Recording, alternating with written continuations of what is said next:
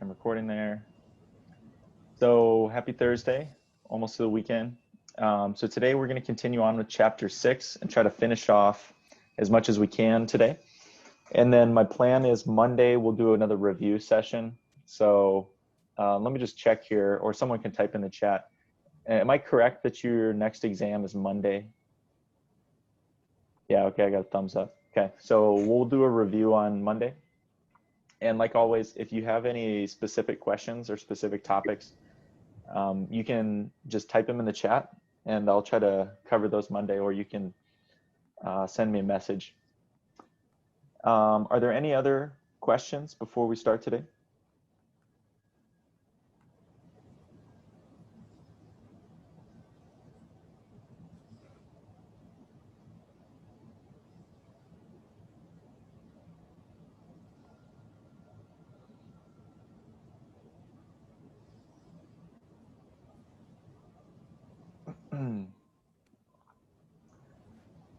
Okay, so let's get started then. So the first thing I want to do today is I have a little warm-up question, number 1 here, which is same thing as what we've been doing the past couple of days. And then once you get done with number 1, maybe think about number 2 before we start our Hess's Law discussion.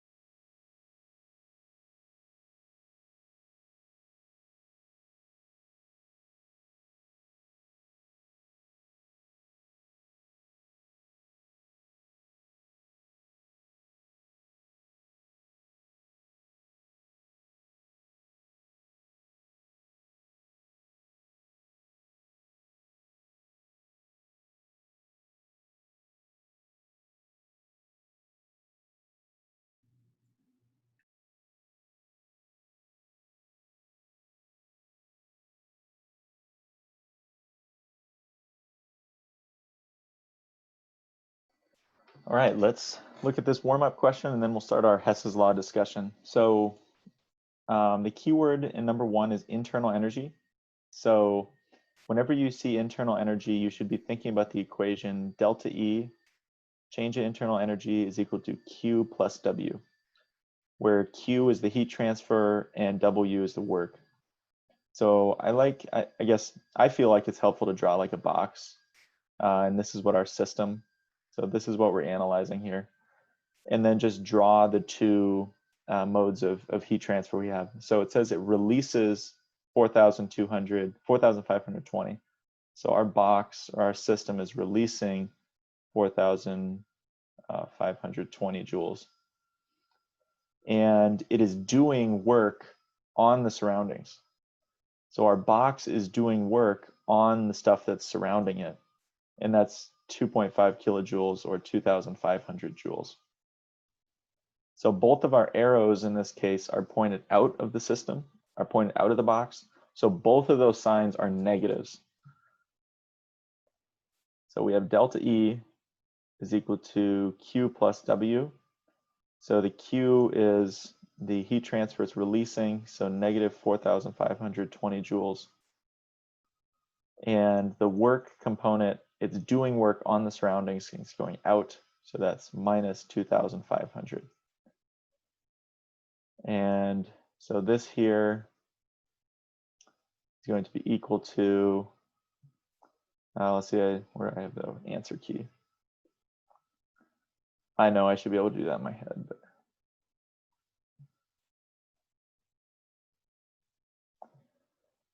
so that's like minus 7,000 something, I think. Let's see here. Does anyone know the answer to that while I'm looking? There it is. Minus 7,020 joules.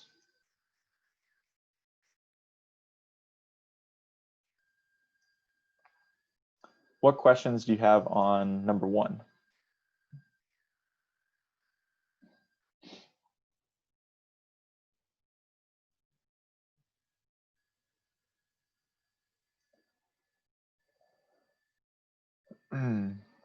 All right, so moving on to Hess's law, which is a big portion of this chapter, chapter 6 for the thermodynamics. Does anyone know what Hess's law is, or how or why we use Hess's law?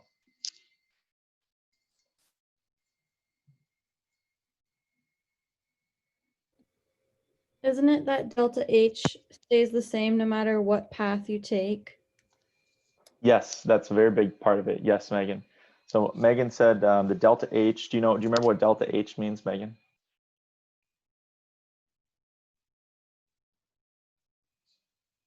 So anyway, so delta H means change in enthalpy. So of course, there's a technical definition for enthalpy, but what you should think about enthalpy is the energy of a chemical reaction.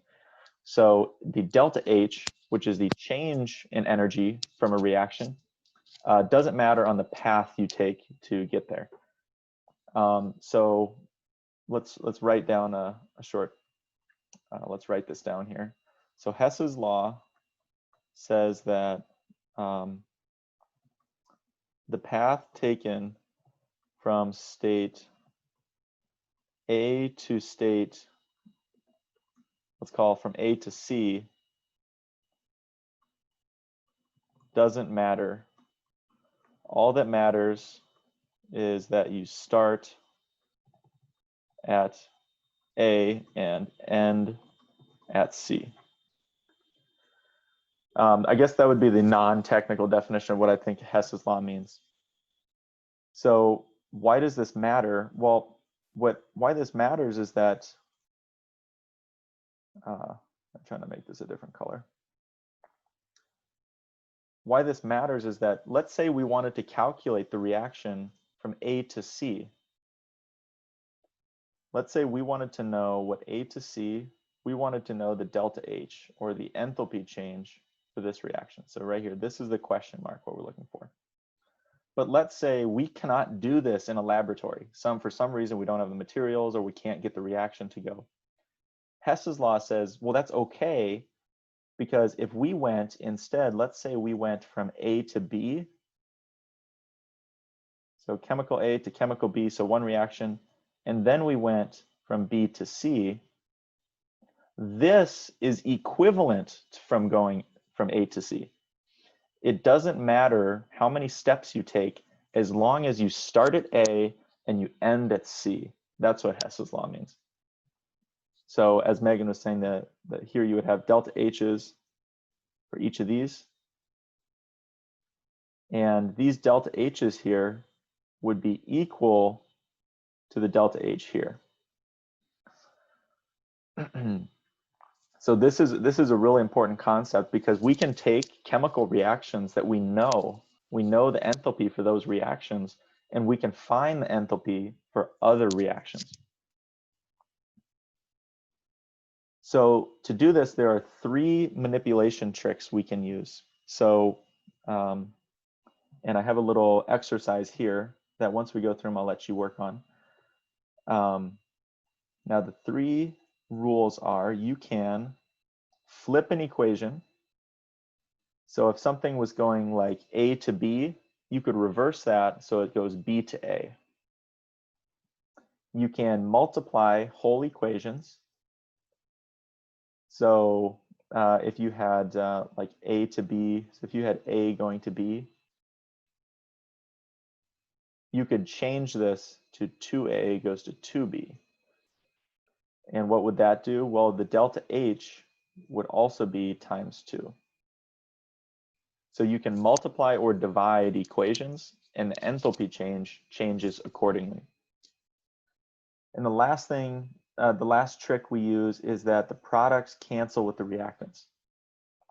So to look back at our example over here with the A's and B's, what do I mean by products cancel with reactants? Well, here we said A to B and B to C. So this B is on both sides, and that cancels. And so our equivalent reaction is going from A to C.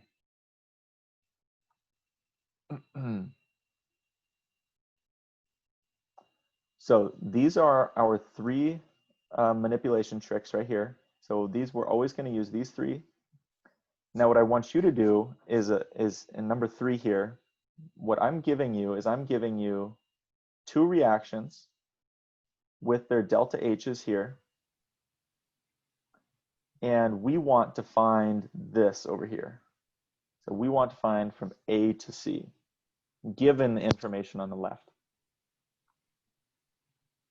And what I want you to do is use these manipulation strategies to try to tweak these equations here. These ones are the ones you're changing. Try to tweak them to get A to C.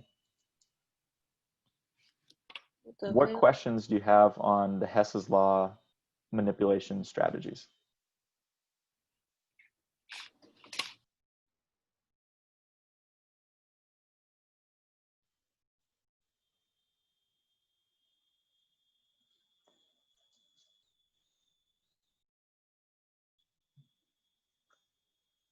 Okay, so why don't you try to work for a couple minutes on 3A, 3B, and 3C, and let me know what questions you have as you're working through these.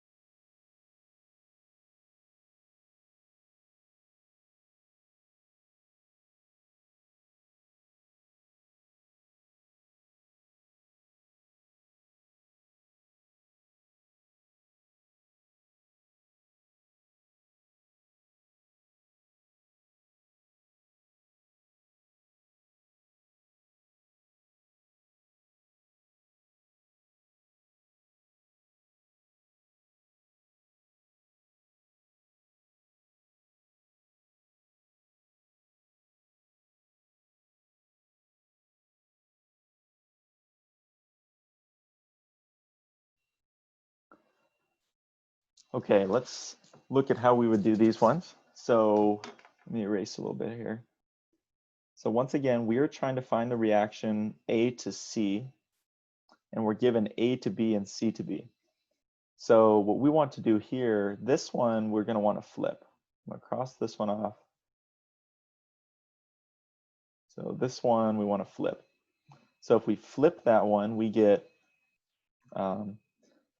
B goes to C. And when we flip an equation, you also have to flip the delta H.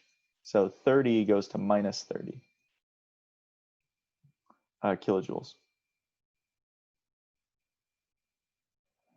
So we have A to B and B to C, and that's equivalent to A to C. So the overall delta H, so delta H for this reaction is just going to be you're adding up the overall individual delta H's. So we have 20 from A to B and minus 30. So 20 and minus 30, and that gives an overall delta H of negative 10 kilojoules.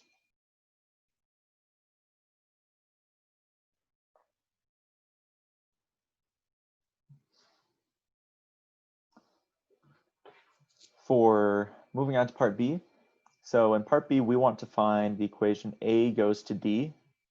We have 2A to 2C. Well, let's take this one, cross this one off, and this one we want to divide by 2. So if we divided that equation by 2, we get A goes to C, and this delta H is equal to, so the delta H we divide by 2 as well. That goes to 25 kilojoules. And the second one, well, the second one we want 1D, not a half D. So this one, we're going to cancel this one and make this one times 2. So this one goes, C goes to D. And when we multiply this equation by 2, we also multiply the delta H. So 10 times 2 is 20 kilojoules. So once again, to get the overall delta H for this reaction, or the enthalpy change, which is the energy associated with the reaction, is 25 plus 20. So adding up the delta H's over here, and this is 45 kilojoules.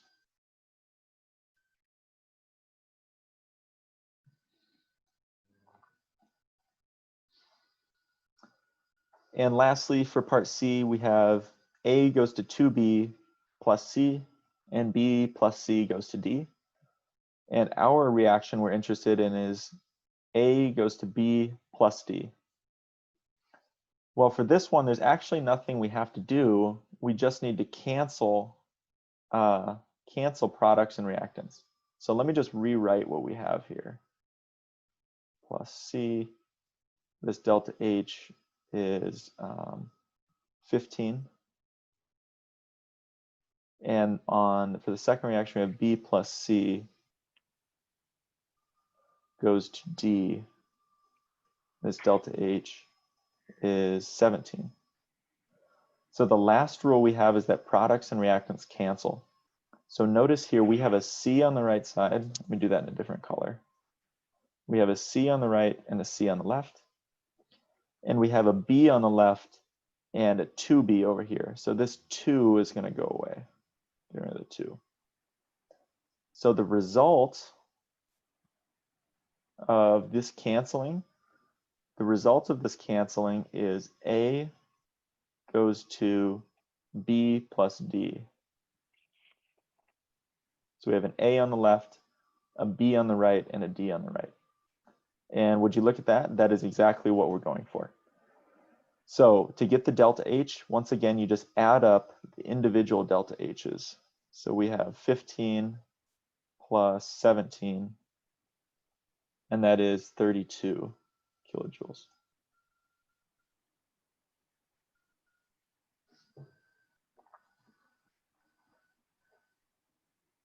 What questions do you have on the Hess's law manipulation tricks?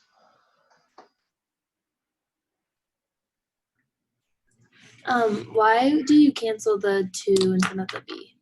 Good question, Madeline. So the way you do this is, see the arrows here? You just draw a line, and then anything on the left side of the arrows will cancel with the right side. So on the left, we have 1B, and on the right, we have 2. So essentially what I'm doing is I'm just taking away one of the B's on the right. Okay, that And makes sense. by doing that, I'm just taking the 2 off the front. Does that make sense? Yeah, thank you. Okay, yep. Are there any other questions before we do an actual problem?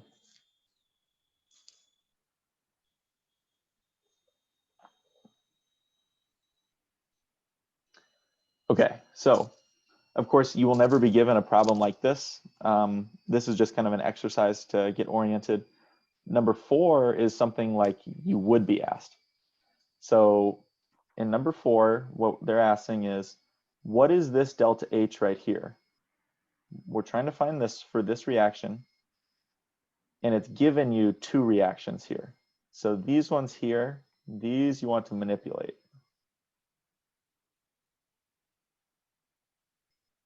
So manipulate these 2 here and try to get the top reaction. So I will give you some time to work. Let me know what questions you have as you're working.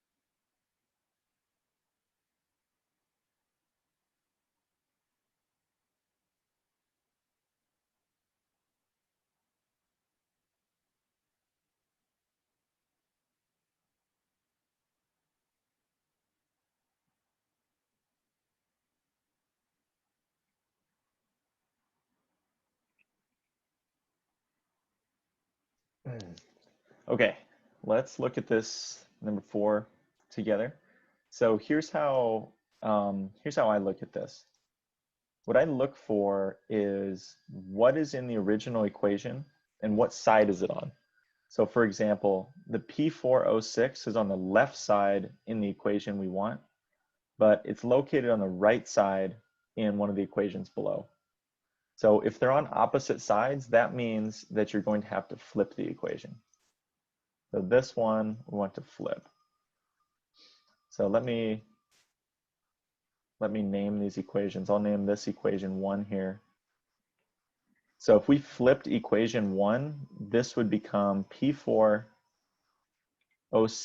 solid goes to P4 solid plus 3O2.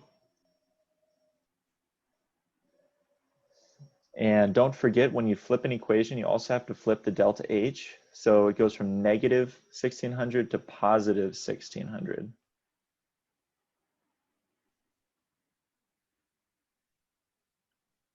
So equation 1, we said we need to flip. Now looking at equation 2, well, the P4O10 is on the right side and we want it to be on the right side. Therefore, we don't have to flip it. Now the next thing to think about is it the same quantity? So there's one P4O10 here and one in the desired equation. So this one's actually okay. So we don't need to manipulate equation 2. So just going to copy that down. So we have P4 solid plus 5O2. And this goes to P4O10 solid. And so we didn't do any manipulation, so I'm just going to copy the delta H, and that is negative 2,940.1 kilojoules. So the last step we want to do to make sure this reaction's okay is to cancel out everything that's the same on both sides. So notice we have a P4 solid on both sides, so that cancels. And we also have some oxygens. Now notice there's 3 oxygens on the right side of the arrows and 5 on the left. So these 3 would go away. And then this here, this would go to 2O2. So 5 minus 3 gives you 2 oxygens. So if you wanted to write down the resulting equation, so whatever is left over should be the desired equation. So on the left side, we have P4O6 plus 2 oxygens, and this goes to P4O10.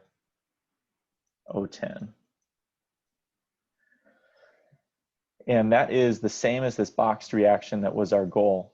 So once your resulting equation is the same, then the delta H's, you just have to add those together.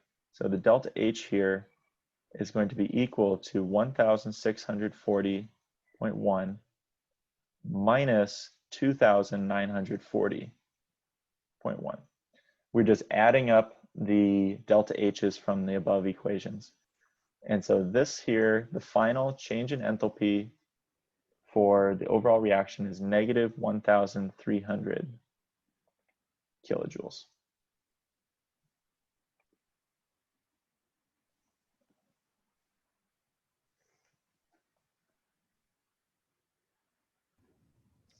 I have a question on, Yep. So I guess looking at it before you put it into the result, Yep. why wouldn't P4O6, because like P4 is the same as the P4 on the right side, why wouldn't those cancel? Because they're together? Right. Yes, exactly, Ben. So anything that's together in a molecule or in a compound, you cannot cancel. Okay. They have to be exactly identical. Does that make sense? Okay. Yeah, good question. Are there any other questions on this Hess's law problem?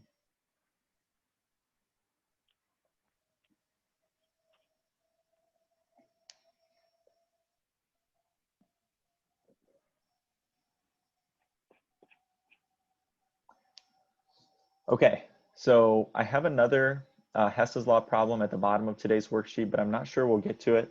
And I just want to make sure, so take a picture if you want, and we can go over this one on Monday's review. But I want to make sure we have some time to talk about standard enthalpy of formation, which is, I think, the last main topic in this chapter. So standard enthalpy of formation, I'll underline it here. So this is defined as the energy associated with creating some compound from its natural elements. So for example, part A, we'll do one together. Part A is carbon dioxide. So if we wanted the standard enthalpy of formation in equation, that would be, how would you build carbon dioxide from its pure elements? Imagine you're using just like Legos or something and you wanted to build carbon dioxide. So let's do this together. Well, you need carbon and you need oxygen, and that's going to end up making CO2, and in this case, it's gas. So what you have to say is, well, what are the states of matter of these? So we know oxygen is a gas, and I guess we're saying this, the states of matter at room temperature. I think it's technically 0 Celsius in 1 atmosphere. So you know oxygen is a gas. Does anyone know what the state of matter of carbon is? Solid. Okay, very good. Yes. So carbon is solid, and this is like graphite is carbon. So what else are we missing here in this equation? Anyone see it? It's the diatomic for oxygen. Yes, very good, Dylan. So oxygen is diatomic, and remember, we're taking these at regular room conditions. So in that case, oxygen we know is diatomic. So just a quick, if you're not sure, well, how do I tell if something is solid or gas? A good way to know that is just looking at the periodic table. Almost everything is solid. The only things that are going to be gases that you're expected to know are hydrogen's a gas, and then more or less these ones are gases. And if they asked you, it's probably going to be pretty ordinary, like oxygen or nitrogen or something. And don't forget hydrogen over here. The rest of these are almost all solids at room temperature. So try to use this method for standard enthalpy of formation, and try to do part B and C. I'll give you a couple minutes.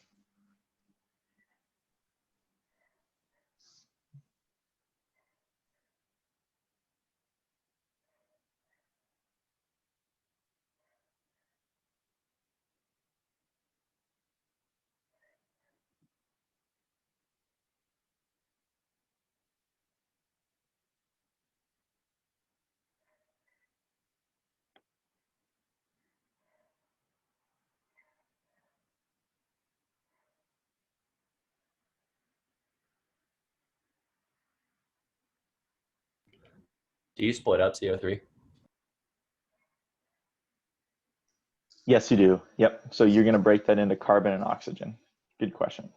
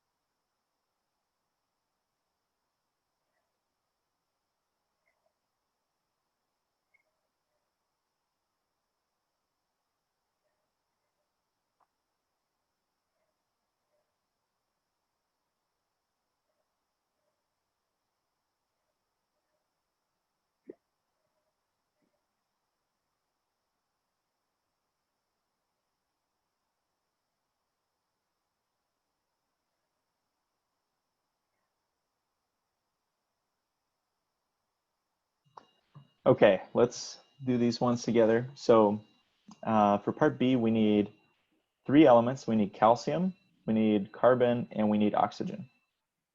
And that is going to go together to make CaCO3 solid. So calcium, we know it's not diatomic, so it's just good by itself. And we also know calcium's a metal, so it's going to be a solid.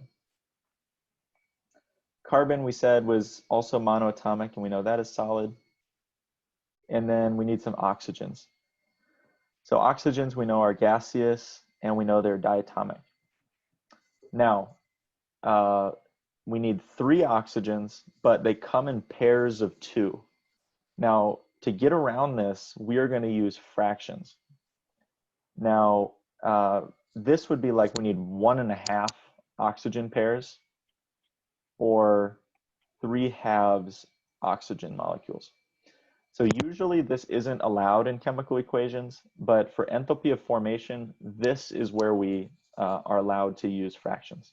So think of this like you need 3 shoes, so you need 1.5 pairs of shoes.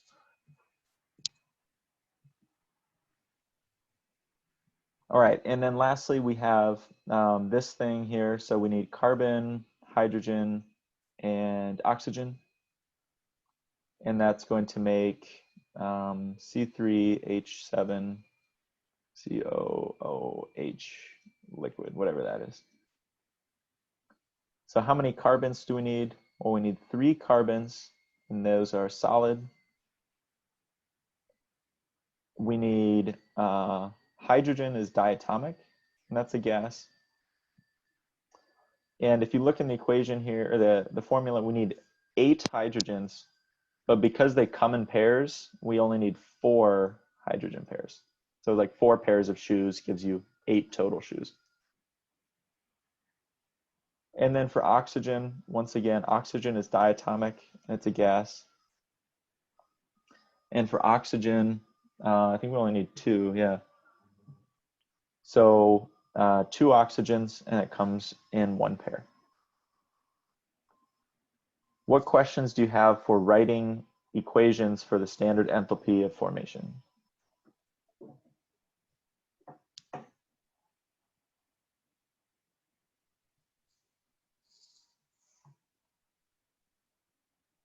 Oh, actually, I saw a typo here. This should be 4. My bad. It's 4 carbons.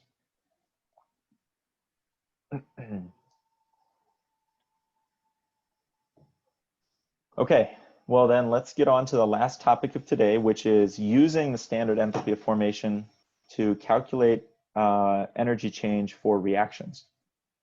So the equation we want to use for finding the enthalpy change for a reaction is, so delta H, change in enthalpy for a reaction, is equal to the enthalpy, the delta H of the of formation of the products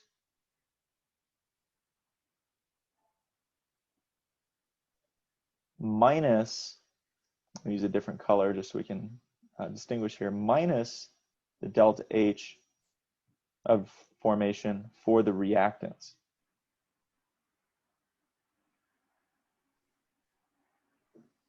So the overall enthalpy change is going to be the values for the, the values for the enthalpy of formation for the products minus the reactants. Or in other words, the left side is the pink one, and then the purple one is the right side. Could you repeat what the reaction stands for? Yes, so this over here on the left. Up top, yeah. So what you are going to be asked to do is like in number 6. And number 6 says, we have this reaction, NaOH plus HCl goes to NaCl and water. What is the delta H here? What is this delta H, or the energy associated with this reaction? What's the RXN? The RXN means reaction, sorry. Okay. So the delta H of some chemical reaction is equal to the enthalpy of formation of the products minus the enthalpy of formation for the reactants. Now, of course, you can't know those H values, and that's why you're going to be given a table. Now, in this table here on the right, this has listed different compounds with their enthalpies of formation right here, their delta H's. Now, all you need to do, and this table will always be given to you if you have a problem. What you need to do is take all of the delta H's from the table for the products and subtract from that all the delta H's from the table for the reactants side. So we're just literally taking these numbers from the table and putting them into our equation. What questions do you have on the setup for this problem?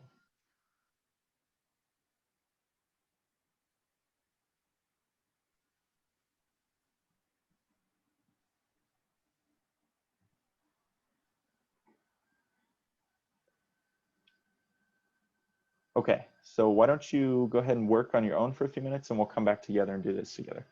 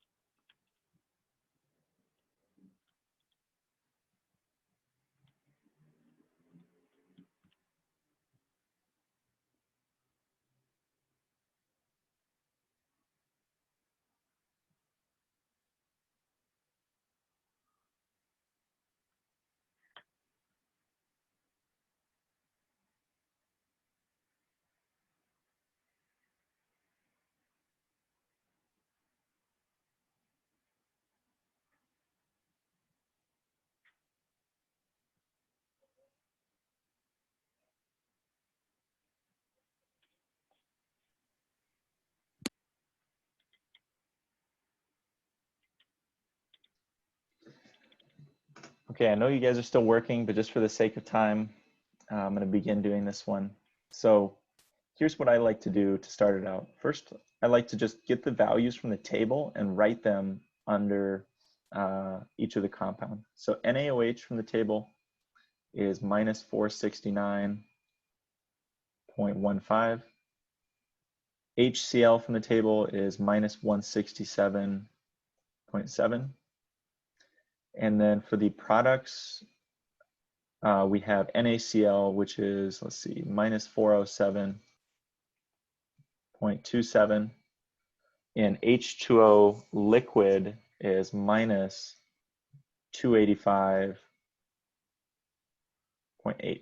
So just be careful, there's a value for water liquid and value for water gas, and they're actually different. So let's get the delta H for this reaction. And so that's going to be the products, which is the right side. So minus 407.27 minus 285.8. So we're adding those up. Minus the reactants, which is the pink ones. So minus 469.15 minus 167.7.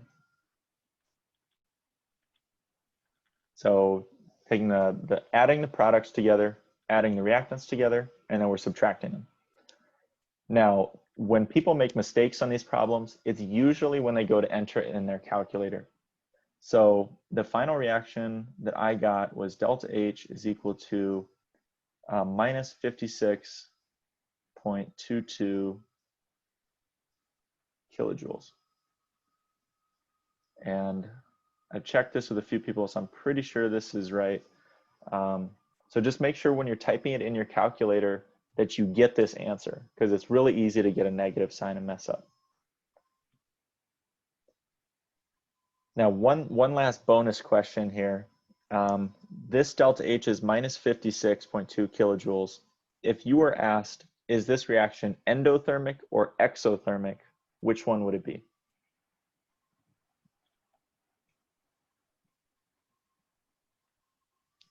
Exo? Yes, very good. So two people answered. So this is exothermic. And the reason that it's exothermic is because there's a negative sign on the front. So the negative sign we indicate, or in this class, we say a negative sign is exothermic. So this reaction is going to get hot.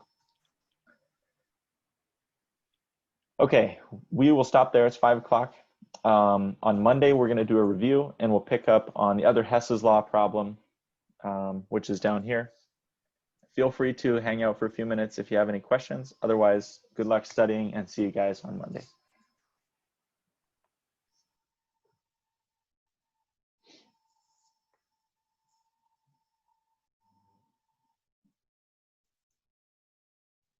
Thanks for the follow, Matt.